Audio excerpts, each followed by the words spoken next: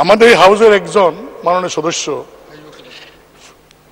নামটা বলতে চাই না, তিনি নতুন নির্বাচিত হয়েছেন। তিনি ফেসবুকে কিছু বক্তব্য দিয়েছেন, যে বক্তব্যটা আমরা সবাই এফেক্টেড। যেমন এক নাম্বার তিনি বলেছেন জনগণের উদ্দেশ্যে যে আপনারা কি জানেন এমপিরা কত বেতন পায়?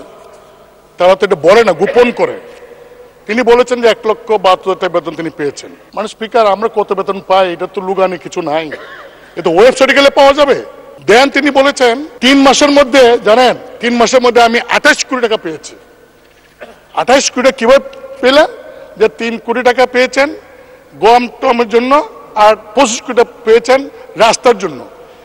বলছে আপনি জানেন যে 3 মাসে আমি 28 কোটি টাকা পেয়েছি। মানে স্পিকার, এই যে 28 কোটি টাকা পেয়েছেন, এই কথা যে বলছেন, এই টাকা কি আমি পেয়েছি? আপনি মানে স্পিকার এমপি আপনি কি পেয়েছেন? মানে সংসদ নেতা প্রধানমন্ত্রী তিনি কি পেয়েছেন? কারণ এই আমাকে কিন্তু ইতিমধ্যেই ওই ফেসবুক দেখে অনেকে বলছেন যে 25 কোটি টাকা পাইছেন, এই টাকা কই? তিনি বলছেন যে 25 কোটি টাকা তিনি পেয়েছেন, আমরা তো পাই নাই।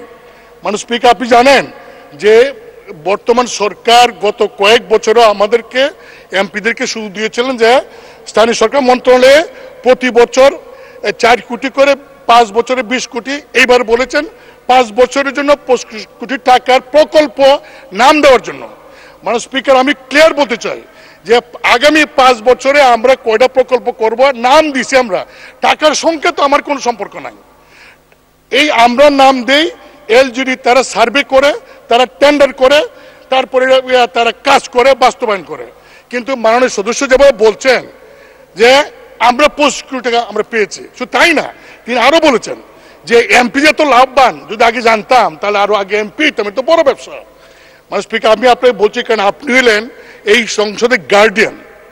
আমাদের কোনো সদস্য যদি এমন কোনো কথা বলে যে কথায় প্রধানমন্ত্রী মানে স্পিকার সহ 349 জন এমপি সম্পর্কে মানুষের কাছে ভুল বার্তা যাবে, তার সস্তা জনপ্রিয়তা অর্জন করার জন্য যদি এই ধরনের কথা বলে ভুল বার্তা যায়, সেই বিষয়টা আপনি দেখতে পারেন।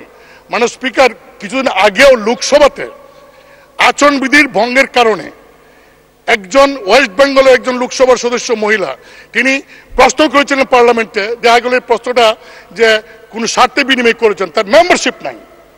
আমি আপনাকে বলবো যে আমরা অনেক কথা বলবো, এখানে ডিবেট করব, কিন্তু এমন কোনো কথা বলবো না, বলতে পারি না, অধিকার আমার নাই যে আমার কথা 349 জন এমপি তাদের ইজ্জতে যাবে, তাদের সম্পর্কে মানুষের মধ্যে একটা ভুল বোঝাবুঝি হবে।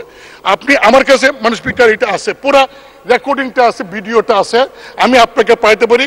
আপনি ভিডিও দেখেন, দেখে আমার কথাগুলি যদি মনে হয় আপনার যে ইয়েস আমি যা বলছি এই কথার কারণে জনগণের কাছে 349 জন এমপি সম্পর্কে ভুল বার্তা গিয়েছে, যদি আপনি এটা মনে করেন, তাহলে আপনি গার্ডিয়ান হিসেবে সেই সংসদ সদস্যকে ডেকে আপনি তাকে কি করবেন, এটা আপনি একটা ব্যবস্থা নেবেন, এটা আমার অনুরোধ। মাননীয় স্পিকার, আপনাকে ধন্যবাদ।